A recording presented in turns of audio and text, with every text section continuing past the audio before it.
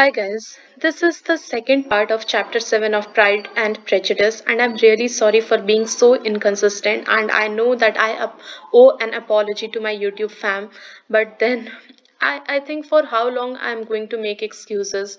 I think that now I will hustle and try to do my level best, and at least try to put 3 videos in a week so that the series gets completed because I too feel very apologetic when I see comments that I need to finish, and it is the fact that if with this speed I keep on making videos, then I think it will take few light years to complete this novel. So having said that, let us begin with this chapter 7। और इस chapter में आप लोगों को जानना है ना कि ये बहुत ही इजी है, इसका भाषा बहुत ही सरल है इन कंपैरिजन टू बाकी chapters of pride and prejudice. यानी कि जेन ऑस्टन का जो भी नॉवेल्स होता है ना, उसका भाषा आप लोग देखेंगे तो एकदम कठिन है, जटिलता भरा हुआ है, लेकिन ये चैप्टर बहुत इजी है, तो हम लोग इसको ऐसे ही इजीली निकाल लेंगे, मतलब कि आसानी से पढ़ लेंगे। Having said that, let us begin. Oh, but the gentlemen will have Mr. Bingley's chaise to go to Meryton, and the Hursts have no horses to theirs. इसमें क्या कह रही है मिसेस बेनेट, जो कि मदर है, वो बोल रही हैं कि जो भी जेंटलमैन नेदरफील्ड पार्क में रहते हैं, यानी कि मिस्टर बिंगले के जो भी अक्वेंटेंस है, अब उसमें कौन कौन आ जाएंगे, मिस्टर बिंगले, चार्ल्स बिंगले खुद आ जाएंगे, फिर Fitzwilliam Darcy, Mister Darcy जो हीरो हैं वो आ जाएंगे, और मिस्टर हर्स्ट भी आ जाएंगे, और भी कोई दोस्त होंगे, वो लोग सब जा रहे हैं डिनर पे। किसके साथ? ऑफिसर्स के साथ, जो कि मिलिटिया रेजिमेंट इस्टेब्लिश हुआ है बगल के मेरिटन नाम के टाउन में। तो उन लोगों के साथ डिनर करने के लिए जा रहे हैं। तो वहीं पे बोल रहे हैं कि वो लोग के पास तो खुद का अमीर लोग हैं, तो जैसे आज के डेट में हम लोगों के पास कार होता है, तो उनके पास कैरियज है, घोड़ा गाड़ी है, बग्घी है, कुछ भी है, तो उससे जा रहे हैं। और हर्स्ट तो गरीब कंगाल टाइप के लोग हैं। बस आपको याद होगा मिस्टर हर्स्ट का जो, अगर मान लीजिए कभी कोई रैंडमली आपसे कैरेक्टर स्केच पूछेगा, तो बस ये जानना है कि फैशनेबल इंसान थे, सिर्फ झाड़ते थे अच्छा अच्छा कपड़ा, लेकिन जेब में फूटी कौड़ी नहीं था। बस ड्रेसिंग सेंस अच्छा हो जाने से कोई अमीर नहीं हो जाता है। मिस्टर हर्स्ट के बारे में तो वही बोल रहा है, हर्स्ट लोग के पास अपना मोड ऑफ ट्रांसपोर्टेशन कुछ है ही नहीं, फकीर टाइप के आदमी हैं। तब जेन बेनेट बोलती हैं, जो एल्डेस्ट ऑफ बेनेट सिस्टर्स हैं, I had much rather go in the coach. वो बोलती हैं कि इससे बेटर तो ये होगा कि मैं कोच में चली जाऊंगी। मतलब कि इनके घर में भी ऐसा तो नहीं है कि ये लोग गरीब हैं, तो ये बोलते हैं मैं तो फकीर आदमी हूँ, झोला लेके चल दूंगी। इसके घर में भी कोच होगा, कैरियज होगा, तो वही बोल रहे हैं कि मैं अपने घर के कैरियज से जाऊंगी, ना कि उन लोगों के सहारे रहूंगी। But my dear, your father cannot spare the horses, I am sure. They are wanted in the farm. Mr. Bennet are not they? इसमें क्या बोल रही हैं मिसेस बेनेट कि तुम्हारे पिताजी को चाहिए घोड़े का काम है फार्म में कुछ खेती बाड़ी करने के लिए, और इसीलिए नहीं दे पाएंगे हम लोग, तुम्हें पैदल ही जाना होगा या घुड़सवारी करके खुद से जाना होगा। और घुड़सवारी करेगी तो कुछ भी प्रोटेक्टेड शील्ड तो ऊपर में रहेगा नहीं, जैसे कार में रूफ रहता है तो वैसे रहेगा नहीं उसमें।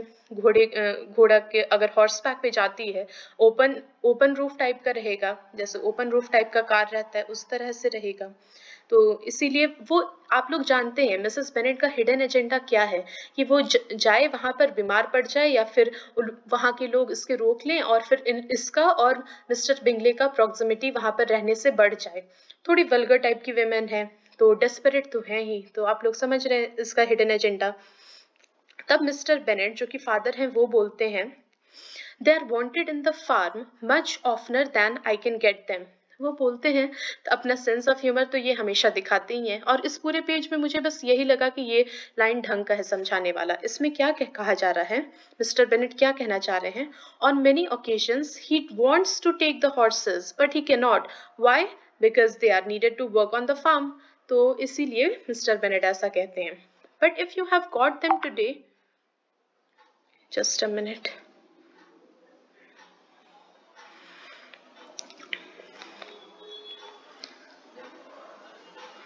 was I?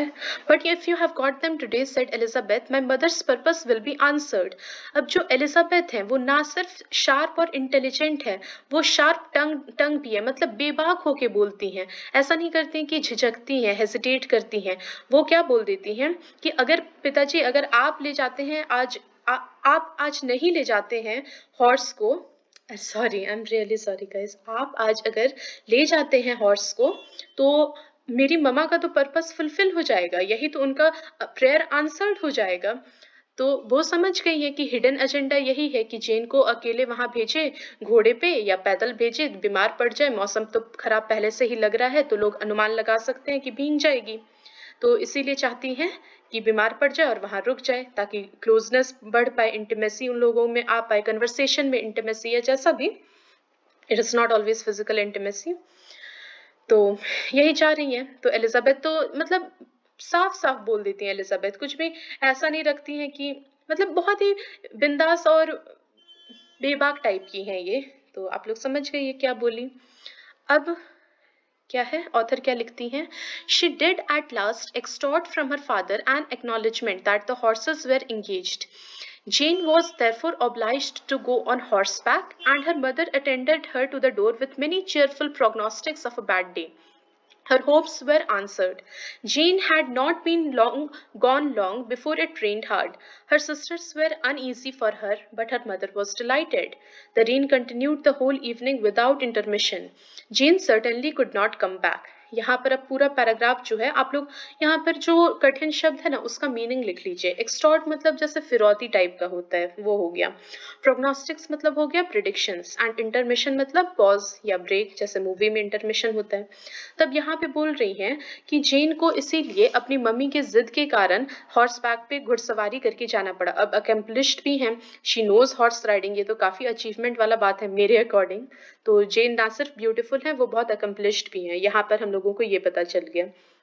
तो वो घुड़सवारी करके जाती हैं और उसकी मम्मा उसे बाय बोलने या फेयरवेल देने, मतलब बस चीयर अप करने के लिए, बाय बोलने के लिए डोर तक जाती हैं। अटेंड करना वही हुआ। और बहुत ही ज्यादा प्रेडिक्शंस चीयरफुल क्यों है, यहाँ पर आप थोड़ा सा देखेंगे कॉन्ट्रडिक्टरी हो गया।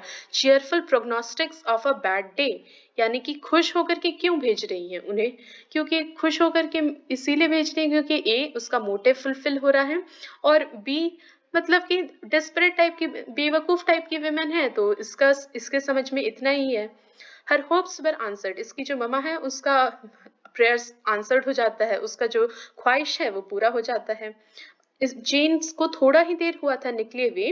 जेन had not been gone long before it rained hard, अभी थोड़े ही पल के लिए तो वो बाहर निकली थी अपने घर से ताकि नेदरफील्ड पार्क में जा पाए, कि तभी बारिश शुरू हो गया, एकदम मूसलाधार वर्षा शुरू हो गया।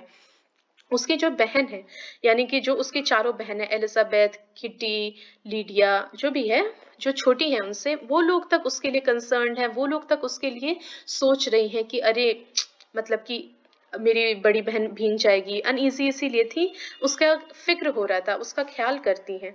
But her mother was dilated, लेकिन ये इतनी ही बेवकूफ है, इसका ऊपर का मंजिला में मतलब खाली ही है, जितना भी दिमाग था ये सारा इसी में लगा दी, जो भी थोड़ा भगवान दिमाग देते ये इसी में लगा दी कि मैरिज अलायंस कैसे बनाना है।